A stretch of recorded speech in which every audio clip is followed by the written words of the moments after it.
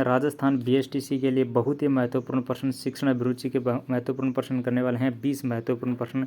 तो चलिए फिर आज की शानदार क्लास को स्टार्ट करते हैं। और आज का हमारा 1 नंबर प्रश्न है, आपका एक विद्यार्थी है वो गंदे कपड़े पहन कर आता है तो आप क्या करेंगे। आपका एक विद्यार्थी है वो विद्यालय में गंदे कपड़े पहन कर आता है तो आप क्या करेंगे। उस छात्र को साबुन खरीदने के पैसे देंगे, उसे सबके सामने लज्जित करेंगे, उसे कक्षा में सबसे अलग बाहर की तरफ बैठाएंगे, या उस छात्र को बुलाकर गंदे वस्त्र धारण करने से होने वाली हानियों से अवगत कराएंगे। तो यदि आपका जो विद्यार्थी है वो गंदे कपड़े पहनकर आपके विद्यालय में आ जाता है तो आप उस छात्र को बुलाकर गंदे वस्त्र धारण करने से होने वाली हानियों से अवगत कराएंगे। तो जो हमारा डी नंबर ऑप्शन है वो एकदम सही हो जाएगा। और 2 नंबर प्रश्न है, छात्रों की स्वाध्याय में रुचि जागृत करने के लिए आप क्या करेंगे। छात्रों में है स्वाध्याय की रुचि जागृत करने के लिए आप क्या करेंगे। छात्रों को स्वाध्याय के महत्व पर भाषण देंगे, स्वाध्याय हेतु विभिन्न विषयों की रोचक पुस्तकें पुस्तकालय में रखेंगे, स्वाध्याय न करने के कारण का पता करेंगे और अभिभावकों की यह जिम्मेदारी सौंप देंगे। तो छात्रों को स्वाध्याय में रुचि जागृत करने के लिए आप क्या करेंगे। छात्रों में स्वाध्याय की रुचि जागृत करने के लिए स्वाध्याय हेतु विभिन्न विषयों की रोचक पुस्तकें हैं वो पुस्तकालय में रख देंगे। तो जो हमारा बी नंबर ऑप्शन है वो एकदम सही हो जाएगा। और अगला प्रश्न है आज का हमारा 3 नंबर प्रश्न कि विद्यालय में पुस्तकालय की स्थापना का उद्देश्य होता है। विद्यालय में पुस्तकालय की स्थापना का उद्देश्य क्या होता है। छात्रों में शोध की आदत डालना, छात्रों में स्वाध्याय की आदत विकसित करना, विभिन्न पुस्तकों का अध्ययन करना, पुस्तकों को एकत्रित करना। विद्यालय में पुस्तकालय की स्थापना का उद्देश्य क्या होता है। विद्यालय में पुस्तकालय की स्थापना का उद्देश्य होता है कि छात्रों में स्वाध्याय की आदत विकसित करना। तो छात्रों में स्वाध्याय की आदत विकसित करने के लिए विद्यालय में पुस्तकालय की स्थापना की जाती है। तो जो हमारा बी नंबर ऑप्शन है वो एकदम सही हो जाएगा। और 4 नंबर प्रश्न है आज का हमारा, एक अध्यापक को दृश्य श्रव्य सामग्री का प्रयोग करना चाहिए। अध्यापक को पढ़ाते समय दृश्य श्रव्य सामग्री का प्रयोग करना चाहिए। उससे पाठ में छात्रों की रुचि रहती है, बालकों का ध्यान पढ़ाई में केंद्रित करने में सहायक होती है, यह ज्ञान को वास्तविक रूप प्रदान करने व पाठ में विविधता लाने में सहायक होती है, या छात्र सामग्री से ही खुश रहते हैं। तो एक अध्यापक को दृश्य श्रव्य सामग्री का प्रयोग करना चाहिए, क्योंकि दृश्य श्रव्य सामग्री का प्रयोग करने से ज्ञान को वास्तविक रूप से प्रदान करने व पाठ में विविधता लाने में सहायक होती है। तो जो हमारा सी नंबर ऑप्शन है वो एकदम सही हो जाएगा। और आज का हमारा 5 नंबर प्रश्न है, अध्यापक को छात्रों की मदद करनी चाहिए। अध्यापक को छात्रों की मदद करनी चाहिए पैसे देकर व्यक्तिगत तथा सामाजिक समस्याओं को दूर करने में, अन्य शिक्षकों के विरुद्ध भड़काने में, या व्यक्तिगत समस्याओं को दूर करने में। तो एक अध्यापक को छात्रों की मदद है वो किस प्रकार करनी चाहिए। एक अध्यापक को छात्रों की जो मदद है वो व्यक्तिगत तथा सामाजिक समस्याओं को दूर करने में करनी चाहिए। तो जो हमारा बी नंबर ऑप्शन है वो एकदम सही हो जाएगा। और आज का हमारा 6 नंबर प्रश्न है, यदि कोई छात्र आपको अपने घर पर आमंत्रित करता है, तो यदि कोई छात्र है वो आपको अपने घर पर बुलाता है, आमंत्रित करता है, तो आप अवश्य जाएंगे, क्योंकि ट्यूशन मिलने में संभावना रह होती है। माता पिता के बुलाने पर जाएंगे, किसी विशेष अवसर होने पर जाएंगे, उसे स्पष्ट रूप से मना कर देंगे। यदि कोई छात्र है वो आपको अपने घर पर बुलाता है तो आप क्या करेंगे। यदि कोई छात्र आपको घर पर बुलाता है तो किसी विशेष अवसर पर ही जाएंगे। तो जो हमारा सी नंबर ऑप्शन है वो एकदम सही हो जाएगा, किसी विशेष अवसर पर ही विद्यार्थी के घर जाएंगे। और आज का हमारा अगला प्रश्न है 7 नंबर प्रश्न, विद्यालय में खेलों के आयोजन का उद्देश्य होता है। विद्यालय में खेलों के आयोजन का उद्देश्य क्या होता है। बालक के सर्वांगीण विकास हेतु, शरीर को पढ़ने योग्य बनाने हेतु, खेल प्रतियोगिता में तैयारी हेतु, विद्यालय में व्यर्थ समय में अनुशासन हेतु। तो विद्यालय में खेलों का आयोजन किया जाता है, उसका उद्देश्य क्या होता है। विद्यालय में खेल का जो आयोजन है उसका उद्देश्य होता है बालकों के सर्वांगीण विकास हेतु, यानी बालकों के सर्वांगीण विकास हेतु विद्यालय में पढ़ाई के साथ साथ खेलों का भी आयोजन किया जाता है। अर्थात खेलों का जो आयोजन का उद्देश्य है वो बालकों के सर्वांगीण विकास हेतु है। तो जो हमारा इसमें ए नंबर ऑप्शन है वो एकदम सही हो जाएगा। और अगला प्रश्न है आज का हमारा 8 नंबर प्रश्न, सफल शिक्षक वह कहलाता है जो छात्रों की, सफल शिक्षक वह कहलाता है जो छात्रों की इच्छा अनुसार कक्षा में पढ़ाता है, कमजोरियों को नज़रअंदाज करता है, अंतर्निहित संभावनाओं का विकास करता है, या कक्षा में मित्रवत व्यवहार करता है। तो एक सफल शिक्षक है वो कौन कहलाता है। तो एक सफल शिक्षक वह कहलाता है जो अंतर्निहित संभावनाओं का विकास करता है, बालकों के अंतर्निहित संभावनाओं का विकास करता है, वह एक सफल शिक्षक कहलाता है। तो जो हमारा सी नंबर ऑप्शन है वह एकदम सही हो जाएगा। और आज का हमारा 9 नंबर प्रश्न है, आपके प्रश्नों का उत्तर एक छात्र अंशतः शुद्ध देता है। आपके प्रश्नों का उत्तर एक छात्र अंशतः शुद्ध देता है यानी कुछ ठीक ठाक उत्तर देता है आपके प्रश्नों का, तो उसे वैसा ही छोड़ देंगे, शुद्ध उत्तर स्वयं बता देंगे, छात्रों के से शुद्ध उत्तर प्राप्त करने का प्रयास करेंगे या शुद्ध उत्तर नहीं बताएंगे। तो यदि आपको एक विद्यार्थी है, आपके सवाल करने पर वह अंशतः शुद्ध उत्तर देता है यानी कुछ ठीक उत्तर देता है, तो आप क्या करेंगे? तो उस स्थिति में आप क्या करेंगे? छात्रों से शुद्ध उत्तर प्राप्त करने का प्रयास करेंगे और बच्चों को उसके बारे में जो सही उत्तर है वो बता देंगे। तो जो हमारा सी नंबर ऑप्शन है वो एकदम सही हो जाएगा, छात्रों से शुद्ध उत्तर प्राप्त करने का प्रयास करेंगे। और आज का हमारा अगला प्रश्न है 10 नंबर प्रश्न,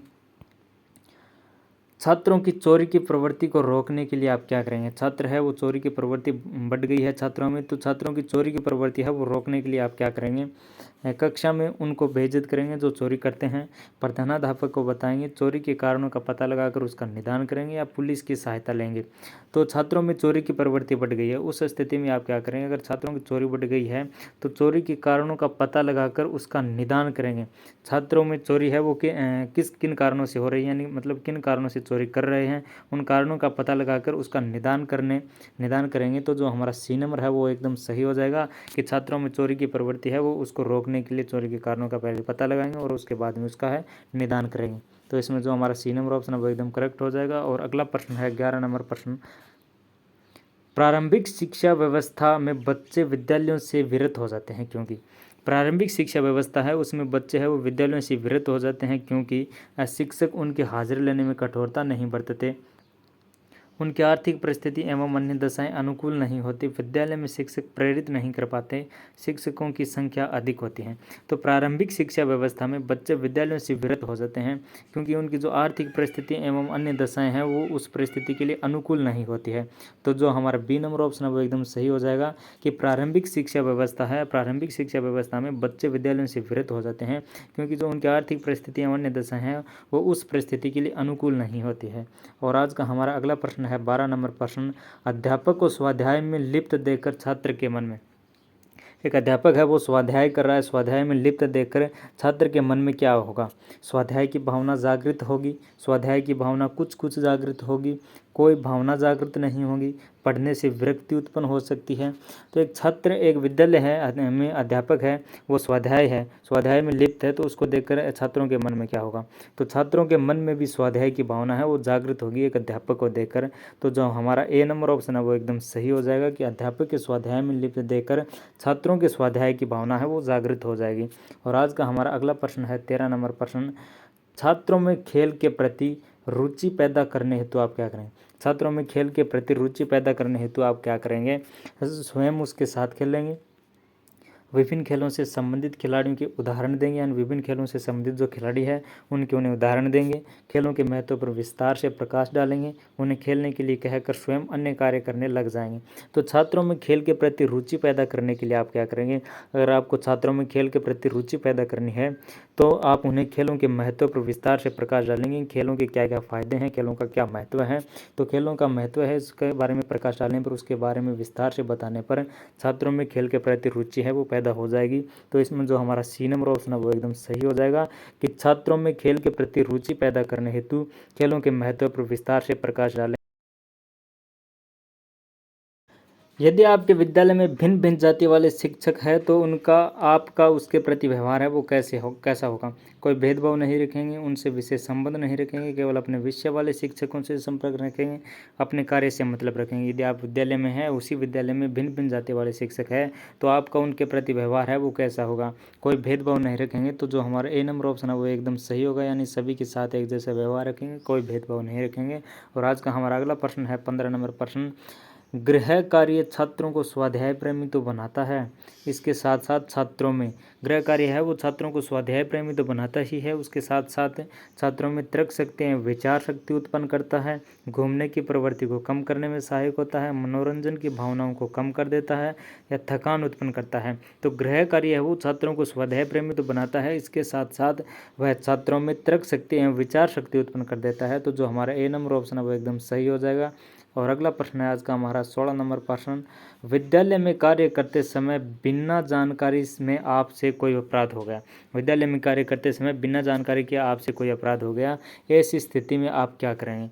चुपचाप रहेंगे, इसकी जानकारी अपने अधिकारी को देंगे, इसे छिपाने की कोशिश करेंगे, पश्चाताप की अग्नि में जलते रहेंगे।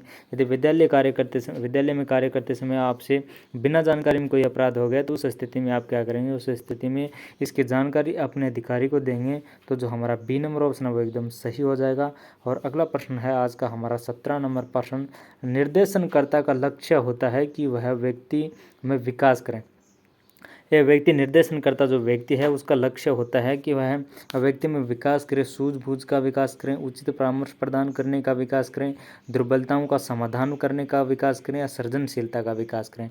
तो निर्देशनकर्ता का लक्ष्य होता है कि वह व्यक्ति में विकास करे, कि जो उसकी दुर्बलताओं के समाधान का विकास करे। तो जो हमारा सी नंबर ऑप्शन है वो एकदम सही हो जाएगा कि निर्देशनकर्ता का लक्ष्य होता है कि दुर्बलताओं के समाधान का विकास करें। और आज का हमारा अगला प्रश्न है 18 नंबर प्रश्न, व्यक्तिगत या सामूहिक रूप से प्रशंसा को तकनीकी भाषा में कहा जाता है। व्यक्तिगत या सामूहिक रूप से प्रशंसा को तकनीकी भाषा में क्या कहा जाता है? अनुशासन, पुरस्कार, छात्रों में मतभेदता, कुशल प्रबंध करने में शहादत। या व्यक्तिगत या सामूहिक रूप से प्रशंसा को तकनीकी भाषा में पुरस्कार कहा जाता है। तो जो हमारा बी नंबर ऑप्शन है वो एकदम सही हो जाएगा कि व्यक्तिगत या सामूहिक रूप से प्रशंसा को तकनीकी भाषा में पुरस्कार कहा जाता है। और आज का हमारा अगला प्रश्न है 19 नंबर प्रश्न, शिक्षण में कुशलता के लिए आवश्यक नहीं है। शिक्षण में कुशलता के लिए आवश्यक नहीं है छात्रों के समुदाय का होना, शिक्षक का उच्च कुल से संबंधित होना, शिक्षक के बच्चों में सहज रुचि, शिक्षक ने छात्र समस्या का समाधान करने में क्षमता। तो शिक्षण में कुशलता के लिए क्या आवश्यक नहीं है? शिक्षण में कुशलता के लिए यह आवश्यक नहीं है कि शिक्षक उच्च कुल से ही संबंधित हो। तो जो हमारा बी नंबर ऑप्शन है वो एकदम सही हो जाएगा। और अगला प्रश्न है आज का हमारा 20 नंबर प्रश्न, कक्षा शिक्षण की व्यवस्था निर्भर होती है। कक्षा शिक्षण की जो व्यवस्था होती है वो किस पर निर्भर होती है? प्रधानाचार्य की शैक्षिक योग्यता पर, शिक्षण की व्यावसायिक निपुणता पर, अन्य शिक्षकों के सहयोग पर, विद्यालय की परिस्थिति पर।